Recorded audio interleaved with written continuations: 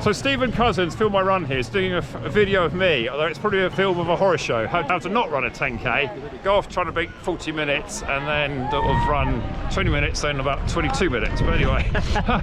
And then my mate Phil York beat me, who hasn't beaten me for like 30 years, so...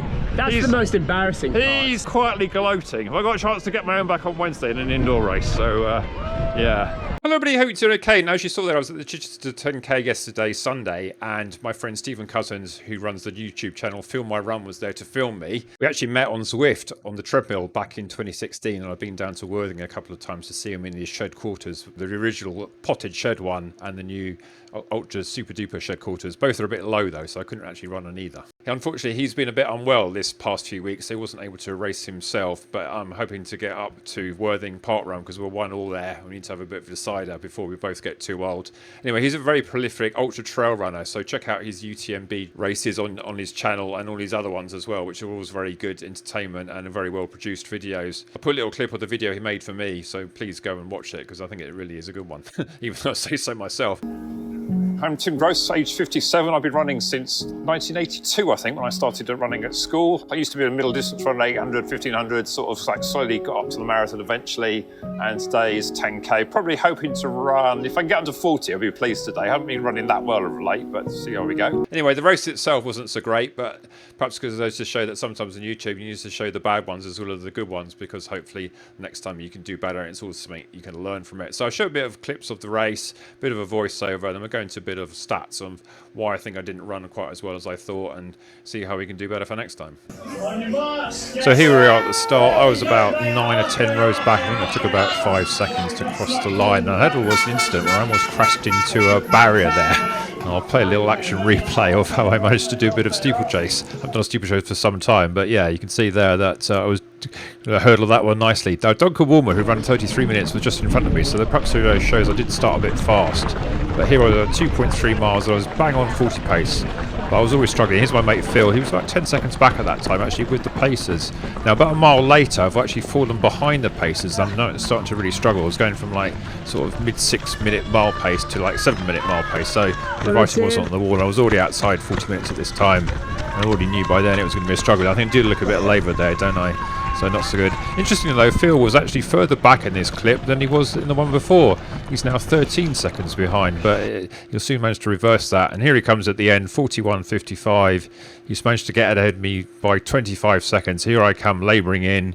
42.20 gun, 42.15 on the chip time. One consolation, it wasn't quite a personal worst. I've actually run a 43-minute 10k once. Oh, it's hard work. I was on for 20 minutes at halfway-ish, and then the last 5k, I feel like I sort of died a big death. And Phil got me the last bit as well, so it's been with me for years, so it'll be more tough.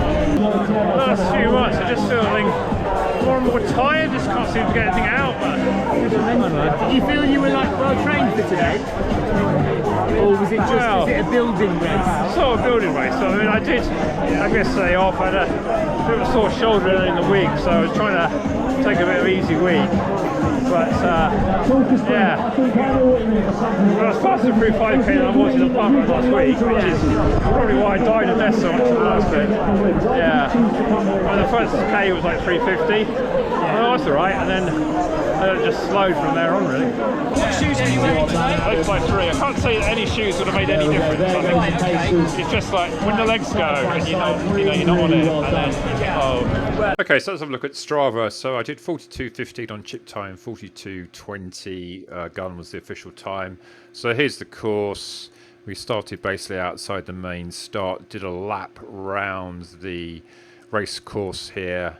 It wasn't too bad. It felt like more of a following wind for most of it, and then we went out a bit oddly actually onto the public road. So you did a bit of a out and back here down Clay Pit Lane, then back up, and I think around about 3.5 miles is where Stephen recorded me the second time, and then you then do an out and back on this road here, New Road, which was a bit of a slog actually. By this time I was really struggling, and then you come round back round here, then you pop in the race circuit, and then you had to do a really tough little out and back here. This bit with the dot here was straight into the wind. I really struggled there.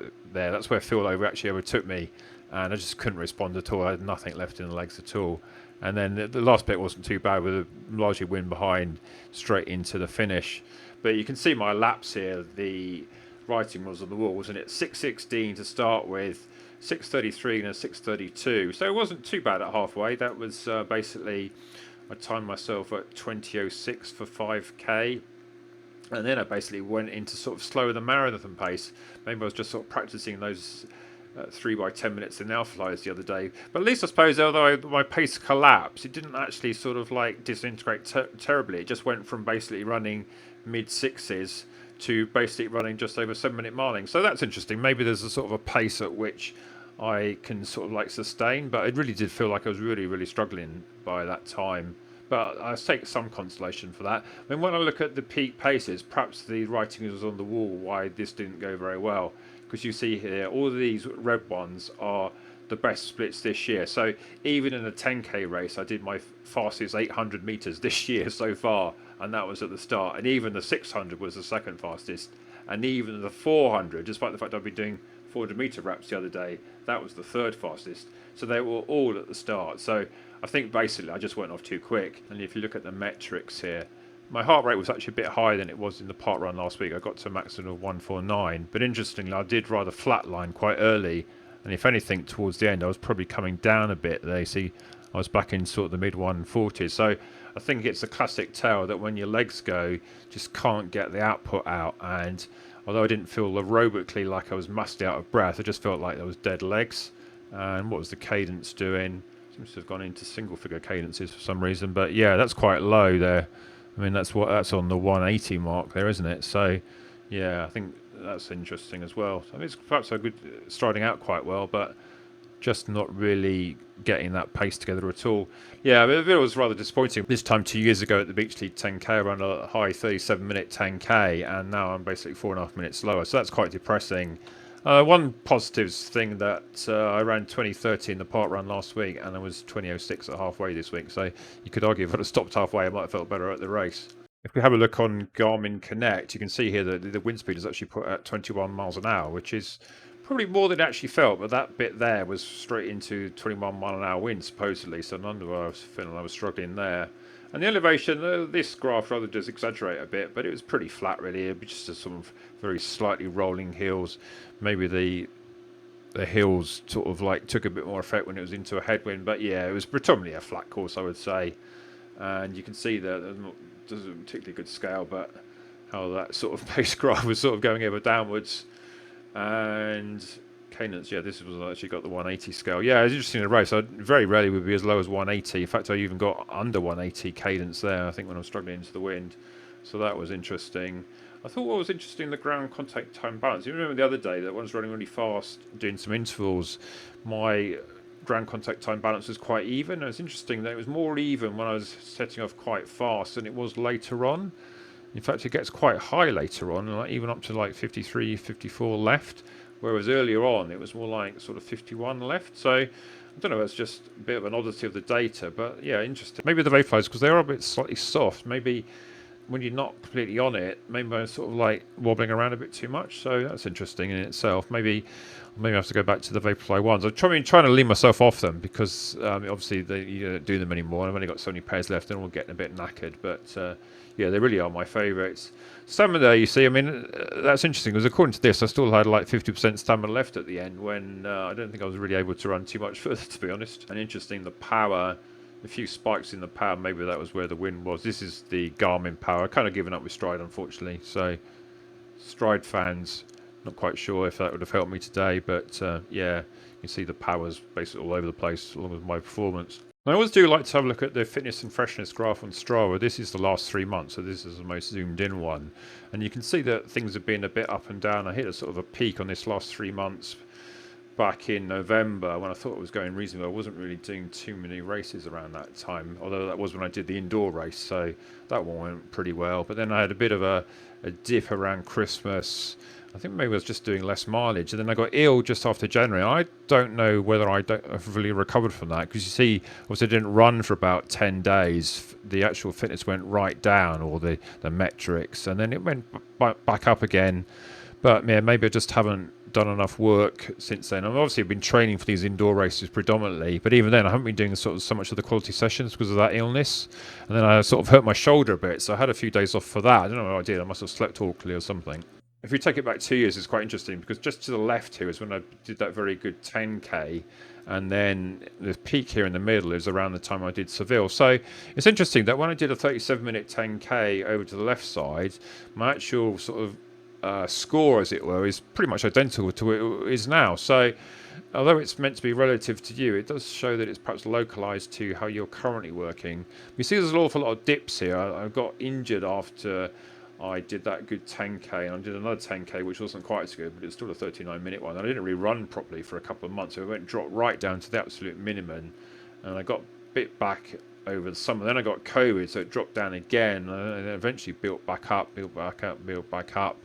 Had another bit of a problem before I started my marathon training, and then that was a really good block into Seville. Somehow I managed to do a sub 3, and then again I did a good 5k, 18:33, on the tail end of the fitness, and then I hit my hamstring doing a shoe off of all things. That was rather stupid. So I didn't then run for a couple of weeks, and fitness went right down again, and then I was sort of like basically trying to fight my way back to fitness again through the summer. And I think sort of through the summer I was kind of like the 5Ks were going off. I did that 18:33 back then, and then I sort of like did a couple of high 18s, and I was struggling to break 19. I don't think I did a 19 dead and 18:59. And in the back end of the track season I sort of did a poor 19:24 odd.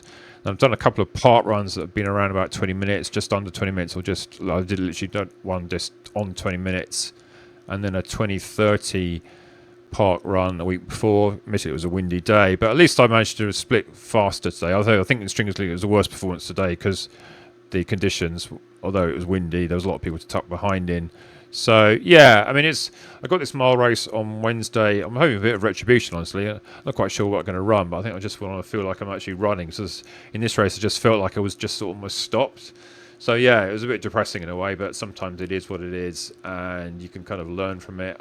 Maybe I go to bed too late. I mean, I'm up late doing this, so I'm my own worst enemy, aren't I? But yeah, I mean, Matt's training is good. I think sometimes I just need to look after myself a bit better, and yeah, see where I can discover some sort of magic back again. Maybe I think about things too much as well, because in races now I think I tend to overthink the splits a bit too much now. I think I sort of know the splits a lot better now with the Garmin watches and all these metrics. You kind of know if you'll go off too fast, and it sort of works in my head, whereas in the old days I often used to race without a watch. Maybe that's something I should try, but then, or maybe wear the watch like backwards so you can't see it to the end, so you record it for Strava but you don't actually look at it. I know Andy Rayner's turned off his mile split, so might be not a bad idea to try actually. Although sometimes I think it is what it is, and your fitness is your fitness. And in this race, I don't think I would have done too much better whatever I'd done.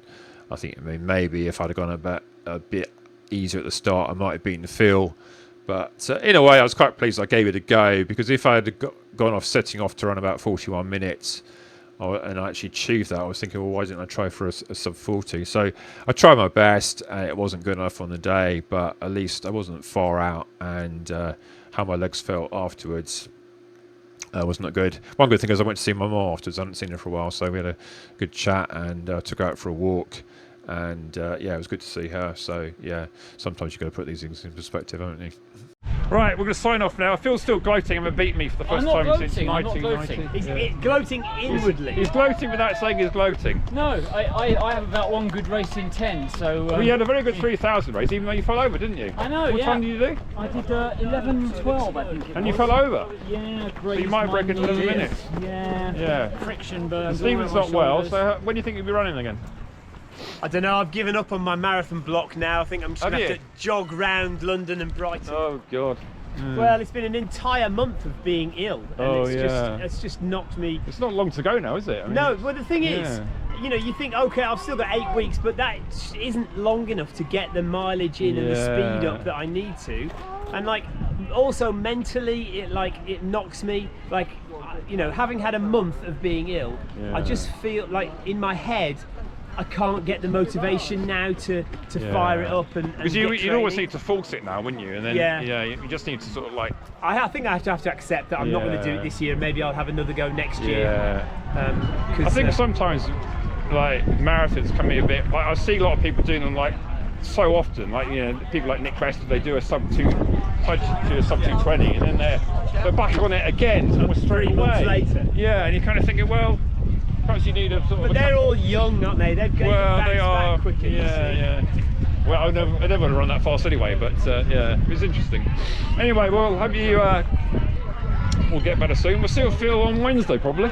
Yeah, I might skip Wednesday. I'm afraid. Oh. I think I might. I've got a cross country race on Saturday. Oh dear. And, We've got an indoor mile, so yeah.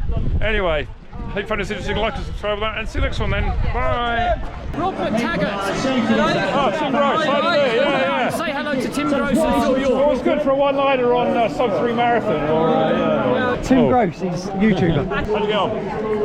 46:35 on the watch. Is that good for you? Yeah. Not too bad, Well done. mate. Yeah. Yourself? Yeah, it was good. Yeah, 51 for me. 51. Not too shabby. Yeah. For me it was. Oh, well done. What about yourself? 42, pretty rubbish, but yeah. Something in the wind at the end, I think. Nice. Yeah. Nice to meet you anyway. And you, cheers, well done. Have a good one. Well done. How'd you get on? 34.05. Just 34.05. Just outside. It's all right, isn't it? Yeah, I was PB's 33.57. So Did you win the 50s? I don't know. It's hard to No, there was an old guy. I mean, A 50-year-old, yeah. a 50-year-old guy, obviously. I think he was about 32. Oh, really? Pretty damn quick. Oh, I might have to retire. I think it's going to be pretty depressing. What about you? Oh, it's 42 minutes. I was terrible. I was on about 20 minutes halfway. Then the last, I think I was going slower than a marathon at the end. Anyway, my mate Phil beat me. I hadn't beaten him for 30 years, so I'm really. That's annoying, isn't it? Well, my wife will be gloating because. This isn't a proper She's race. not here, is she? No. The Ark's the proper race. You didn't run last weekend, did I you? didn't. What did you do, the 50? No, I didn't. I was just watching. Oh, I was going to say. You're not one of these crazy people who do trail ultras, are you? I did the Ark a couple of years Oh, ago. okay. That's my first and only ultra. That's why you're running well now, because you don't do them It's a anymore. good one to start Because you started running well, but you stopped doing ultras, didn't you? Yeah. Yeah. Well, that's what I try and do now, is break up my Yeah. year into like the early part of the year should be marathon training and a spring marathon, and the rest of the year is long distance, stupid slow ultras. But this year my marathon block is not happening. So yeah, it is what it is. Sometimes races go well, sometimes not so well, and you can always hope to do better on the next one.